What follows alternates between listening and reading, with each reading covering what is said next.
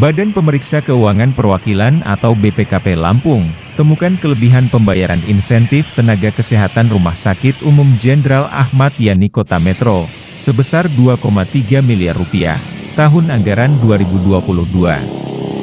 Laporan hasil pemeriksaan BPKP tersebut terhitung sejak Mei 2023 lalu. Kelebihan pembayaran atas anggaran belanja pegawai di RS Ahmad Yani tersebut terjadi sejak tahun anggaran 2021 dan tahun anggaran 2022, dipastikan bukan karena kesalahan teknis penarikan database insentif nakes dari aplikasi nakes. Kondisi itu diduga adanya duplikasi atau double data penerima honor insentif tenaga kesehatan yakni, para dokter spesialis, dokter jaga, perawat dan tim medis lainnya, sehingga terjadi kelebihan pembayaran sebesar Rp2,3 miliar.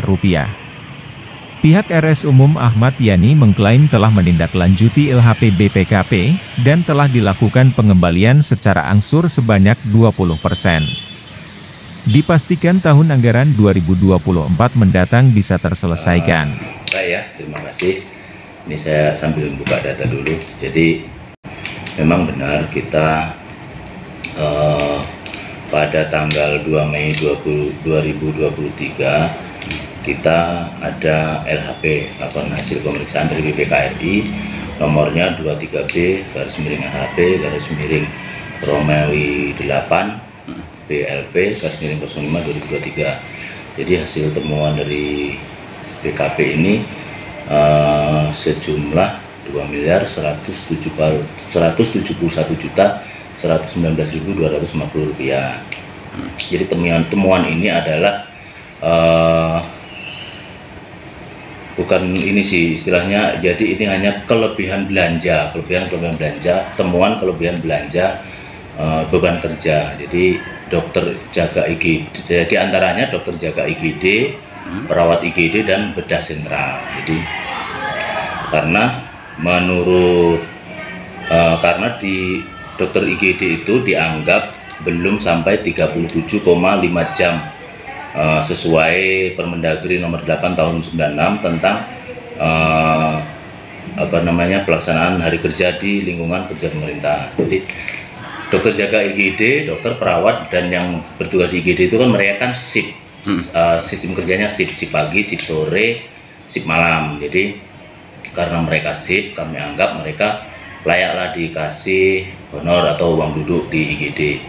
Nah, tetapi setelah dilakukan perhitungan oleh BPK, ternyata jam kerja mereka belum sampai belum sampai di 37,5 jam per minggu. Nah, karena pun sampai itu tidak boleh istilahnya dikasih honor tambahan, karena kan itu udah masuk poin kerja mereka gitu kan, kerja mereka tuh. Kemudian untuk operasi Cito bedah sentral ini, operasi Cito itu kita kasih honor juga. Operasi Cito ini kita kasih honor, tapi kenyataannya mereka ini tidak dalam hitungannya sudah masuk indek poin, jadi akhirnya ya jadi temuan kita harus memulangkan. Nah, setelah kita lakukan mediasi dengan para penerima honor ini, uang duduk dan lain-lain ini, akhirnya ya kita kan dikasih waktu nih dalam 60 hari harus segera itikat baik memulangkan. Dan kita belum sampai 60 hari kita sudah mulai memulangkan nih, sampai batas waktu yang tidak ditentukan, karena namanya temuan itu kan yang penting kita ada itikat baik untuk memulangkan, pasti ada jalan keluarnya gitu ya. Tahapan untuk pemulangan sudah kita setiap pembagian jasa pelayanan ke mereka yang tadinya menerima uang duduk dan lain-lain ini kita potong dari jasa pelayanan mereka, dan jumlahnya pun bervariasi karena kan honornya kan tidak sama. Untuk pemulangannya ke kas BLUD ya, kita kan memulangkannya ke kas BLUD.